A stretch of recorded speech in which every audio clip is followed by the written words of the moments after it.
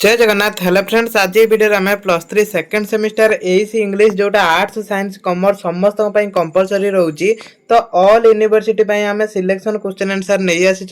तो पूर्व यूनिट 1 ठारू 3 जाए सब जगह क्लास होती। तो यूनिट 4 ये 2 मार्किया 5 मार्किया जहाँ सिलेक्शन थिला तो 2 मार्किया अनुजाई आम सब आंसर नहीं आसी। तो क्लास टी बहुत इंपोर्टेंट हम। क्लास टी समस्ते लास्ट जाए देखिए ऑल यूनिवर्सिटी ये इंपोर्टेंट क्वेश्चन अच्छी। तो क्लास टी लास्ट जाए देखूँ यहाँ आम ओडिया डिस्कसन करदेवा जहाँद्वारा आप सहजरे बुझीपारे।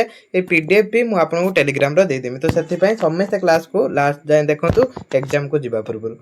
What does grammar mean give an example. तो ग्रामर अर्थ कौन बा ओडिया रे कौन बुझंतु। ग्रामर ओडिया होची व्याकरण। व्याकरण अर्थ कौन सेटा एग्जांपल माध्यम रे आमे पढिबा। तो क्लास टी लास्ट जाए देखंतु आमे ओडिया रे डिस्कशन करिकि जिबा। Grammar means the rule of a language. तो यहाँ कौन कहला ना व्याकरण अर्थ होची भाषार नियम। भाषार गोटे रूल बा भाषार गोटे नियम होची व्याकरणर अर्थ। व्याकरण अर्थ कहले आमे कौन बुझंती ना भाषार गोटे नियम को बुझाती। तो सही नियम को जदि आमे फॉलो करूचंती हमर जो सेंटेंसटा कौन हबो ना सठिक हबो। आ जो वर्ड सब लिखिबा सेटा सठिक करिकि बसेबा वर्ड पर वर्ड सेटा आमे व्याकरण जानिथिने ही से रूल व्याकरण रूल जानिथिने ही आमे से सेंटेंस बनै परिबा सठिक sentence. It tells us how to use words and make correct sentence. तो ये कौन कही ना ए ग्रामर आमको कही थाए बा ए व्याकरण आमको कही थाए किपरि आमे वर्ड यूज करबा जहाँ द्वारा गोटे करेक्ट सेंटेंस बा सठिक वाक्य तैयारी हो पारिबो। तो सेटा आमको ग्रामर शिखै थाए। एटा ओडिया रे कौन होची ना एहा आमको शब्द व्यवहार एवं सठिक वाक्य तैयारी करिबारे सहाय्य करिथाए। हला grammar helps use speak and right correctly.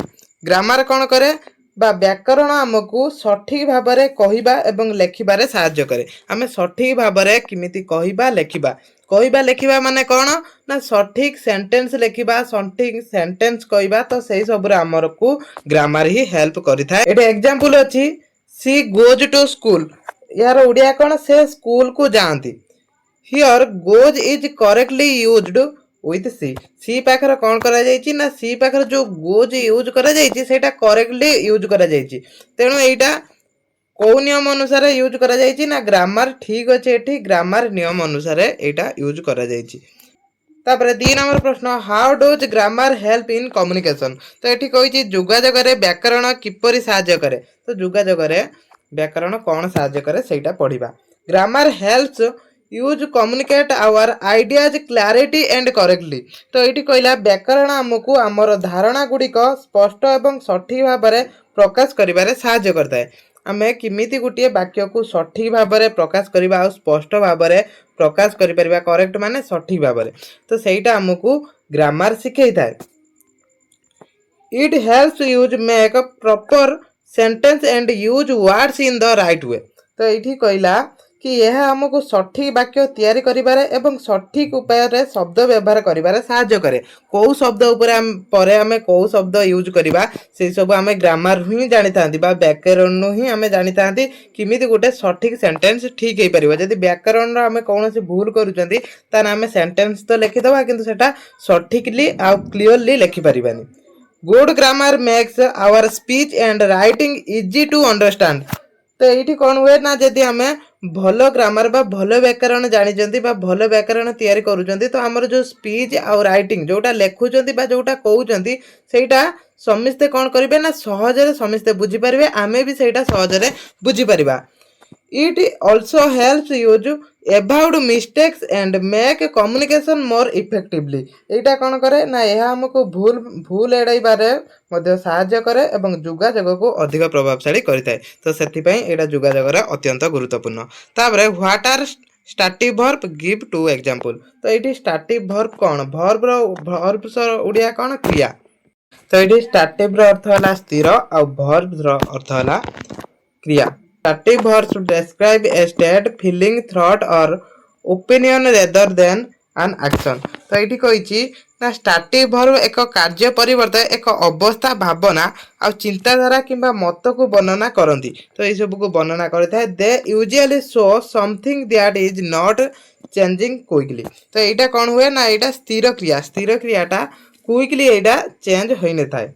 तो ये से कथा ही कही ना एगुड़िक साधारणतः एपरी किसी दर्शाती जहाँ शीघ्र परिवर्तन हुए ना एगुड़ाक जहाँ दर्शाती से गुड़ाक जल्दी परिवर्तन हो न था तो एग्जांपल आम जाना से कौन दर्शाती जो गुड़ाक जल्दी परिवर्तन हो पार न था तो ये डायनामिक भर्ब अच्छी यहाँ हूँ तार विपरीत यार भी डिफरेन्स पड़े तो से भल भाव में डिस्कसन करने आम जापर तो एग्जांपल अच्छी आई नो द एनसर मु एनसर जानी सी लाइक म्यूजिक से म्यूजिक को पसंद करे हियर माने एठारे कौन है know and likes are stative verb एटा बेसी शीघ्र चेंज हो पारिबनी तो एटा स्थिर एटा चेंज हो पारिबनी मोर म्यूजिक पसंद बा तार म्यूजिक पसंद से म्यूजिक पसंद करे तार म्यूजिकटा तार पसंद जेहेतु सेटा जल्दी चेंज हो पारिबनी तो सेटा गोटे स्थिर क्रिया तापरे आई नो माने से जानी से आंसर टी जानी तो सहीटा भी गोटे स्टार्टिव वर्ब तापर व्हाट आर डायनामिक वर्ब तो डायनामिक वर्ब तार विपरीत डायनामिक माने कौन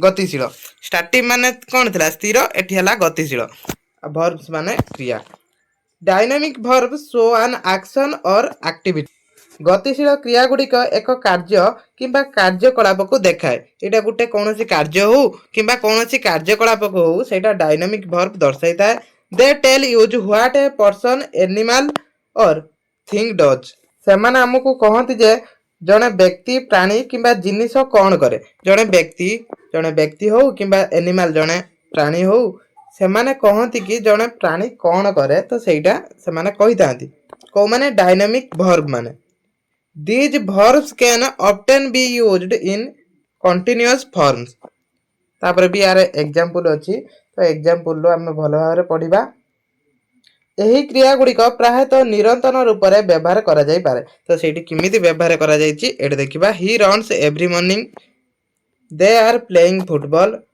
तो ये कौन होती देखो प्रथम दुईटी कौन कही ना से प्रतिदिन सकाळे दौड़ती आउ गोटे वाक्यर कही से फुटबॉल खेलती तो ये देखु हियर माने एठारे कौन होती ना रन्स से प्रतिदिन जो दौड़ती आउ प्लेइंग माने खेलती यहीटा हूँ डायनामिक वर्ब यहाँ कहीं रन्स एटा भी गतिशील प्लेइंगटा भी गतिशील तेणु यहाँ डायनामिक वर्ब हम तो ये उदाहरण न बुझी पाइले कहीं देखो ये सेंटेंस रही ही रन्स एवरी मॉर्निंग तो रन्सटा कौन गतिशील जेहेतु से डायनामिक वर्ब है सेमती प्लेइंगटा भी गोटे गतिशील जीव गतिशील क्रिया तो सेटा भी से डायनामिक वर्ब रही आउ किसी भी उदाहरण आपण नहीं पारे तापर प्रश्न 6 number what is modal verb gives example सबुटार एग्जांपल आम आनी modal verbs are helping verbs यहाँ गोटे कौन ना साहाय्यकारी वर्ब्स ना साहाय्यकारी क्रिया they show ability possibility permission advice और नेसेसिटी मॉडल क्रिया माने जो मॉडल वर्ब सब रही से कौन करती ना से क्षमता संभावना अनुमति परामर्श ये सब दर्शाई था common modal verbs are can could may might should must and will तो ये सब एग्जांपल भी अच्छी I can swim you should study we must follow the rules तो ये उदाहरण अच्छी कि मु पहरी पारिबी तुम्हें अध्ययन करने उचित आम नियम अनुसरण करने उचित तो ये सब मॉडल वर्ब गोटे गोटे उदाहरण व्हाट इज टेंस ये टेंस कौन टेंस समस्ते पढ़ी तो से टेंसटा कौन tense shows the time of a action tense एक कार्यर समय को दर्शाई था गोटे कार्य करुँचा समय से माने कौ समय से कार्यटा आम करथिले बा करूचंती बा आगु करबा तो सेटा को टेंस ही दर्शाई था it tells us whether an action happens in the past present और फ्यूचर तो ये कौन करे ना यहाँ यह आमको कही था जे कौन सी कार्य अतीत वर्तमान कि भविष्य में घटुच कि नहीं तो से सब विषय में यहाँ कही था देयर आर 3 मेन टेंस तो जो 3टी टेंस अच्छी मेन टेंस 3टी अच्छी प्रेजेंट टेंस पास्ट टेंस आ गए है फ्यूचर टेंस तो 3टी आम गोटे गोटे लेखा उदाहरण नहीं आई प्ले क्रिकेट माने मु क्रिकेट खेले माने कौन एबे भी खेलुची तो यहाँ प्रेजेंट टेंस हम तापर कहीं वर्तमान खेलुची मु आई प्लेड क्रिकेट ये कहला मु क्रिकेट खेलिली माने कौन एटा पास्ट हम आई विल प्ले क्रिकेट मु क्रिकेट खेलिबी माने कौन आगु को मु क्रिकेट खेलिमी तो यहाँ हम फ्यूचर टेंस तो ये 3टी टेंस तो टेंस भी आप पढ़ी थे तो बुक जो मानकर अच्छी तो से गुड़ा सब पढ़ी ने तापर अछि what is active voice. Active voice cone? Active voice is the sentence in which the subject does the action. कहला सक्रिय स्वर होची एक्टिव वॉइस माने एक्टिव माने कोन? सक्रिय। सक्रिय स्वर होची एक वाक्य जेउथिरे कर्ता कार्य करे। एठारे किए कार्य करिथाय? कर्ता कार्य करिथाय। It clearly show who performs the action. यह स्पष्ट भाव में दर्शाए जे कार्य किए करे। कार्य किए करे एटा स्पष्ट भाव में दर्शाई थाए। एठी गोटे उदाहरण अछि तो एठी जेमिति स्पष्ट भाव में दर्शा जायछि। उदाहरण Ravi writes a letter. Ravi गोटे लेटर लेखे बा गोटे चिट्ठी लेखे। हियर माने एठारे कोन करा जायछि? Ravi is the subject and he does the action of writing so the sentence is in active voice. तो एठारे कोन कहिछि ना रवि गोटे चिट्ठी लेखे। कोन हेछि ना एठी जो रवि अछि तो रवि हेछि कर्ता आ जो से लेखे सेटा होछि कार्य। सेटा जो राइटिंग टा होछि ता कार्य। तो रवि होछि किए? रवि होଉଛି कर्ता। मन रखिबे एठारे रवि होଉଛି कर्ता कहीं ना रवि करौछि तेणु से कर्ता हबो। आ जो राइटिंग से लेखे लेखे होଉଛି तार कार्य। तो एटा होଉଛି कर्ता पद हला रवि आ लेखे माने कार्य होଉଛି लेखा होଉଛି तार कार्य। तेणु वाक्यटी सक्रिय स्वर अटे। तो एगुड़ा आउ किछि अछि व्हाट इज पैसिव वॉइस तार डिफरेंस भी पचारि पारे। तो एगुड़ा जहाँ भी अछि एगुड़ा समस्ते पढ़ी नेबे। आ सब यूनिवर्सिटी पे क्लास होछि तो एग्जाम डेट समस्ते टी कमेंट करिवे। क्लास को एडी रखुछि। जय जगन्नाथ। टेलीग्राम रो पीडीएफ डाउनलोड करि परिवे।